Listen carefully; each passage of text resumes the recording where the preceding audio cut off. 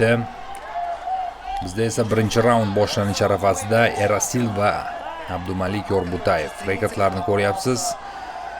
Qozog'istonlik jangchi 9 g'alaba va 5 mag'lubiyat, hamyurtimizda esa 6 g'alaba va 1 mag'lubiyat. Hozir birinchi raund boshlanadi. Demak, birinchi raund start olyapti. Albatta hamyurtimiz stoykada ishlashga e'tiborini qaratadi. Erasil ham, endi Erasilni to'g'risi men yaqindan bilmayman. Menimcha stoykaga turishidan stoykachiga o'xshayapti, chunki kurashchi bunday erkin oyoqda harakat qilmaydi. Jab zarbasi bo'y jihatdan hamyurtimiz biroz yon beryapti. Shu raqib chap qo'l zarbasi va knockdown sanalyapti. Albatta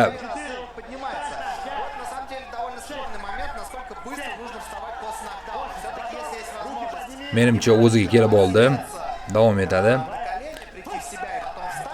Jang nazlimda MMA bo'yicha emas, shu qo'l jangi kulachka bo'yicha bo'lyapti ekan. Chap qo'l zarbasi yana o'tdi. O'ng qo'l zarbasi yana hisob ochilmoqda. Bo'ldi. Menimcha sanashni ham hojati qolmayapti. Menimcha mana shu referi katta pul tikib qo'ygan ko'rinadi Erasilga. Jang qilasan degandek oxirigacha turib berasan deyapti. O'ng qo'l zarbasi va yana quladi. Bo'ldi, umidini uzdi.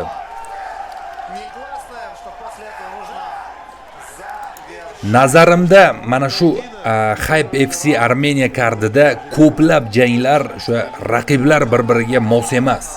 Chunki agar janglarni ko'rayotgan bo'lsangiz, asosan birinchi raundda yakunlanyapti va bir tomonlama ustunlik bilan.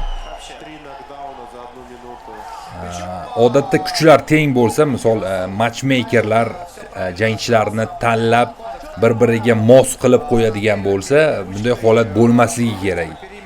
Lekin endi albatta hozir g'alaba qozondik, xursandchilik to'g'ri.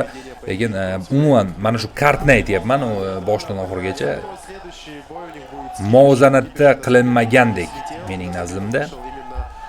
Abdumalik Yorbutayev esa karyerasidagi 7-g'alabani qo'lga kiritmoqda. Albatta tabriklab qolamiz. Mana bu esa takroriy lavha. Chap qo'l zarbasini yaxshi o'tkaza oldi hamyurtimiz. Texnik nokaut bilan demak.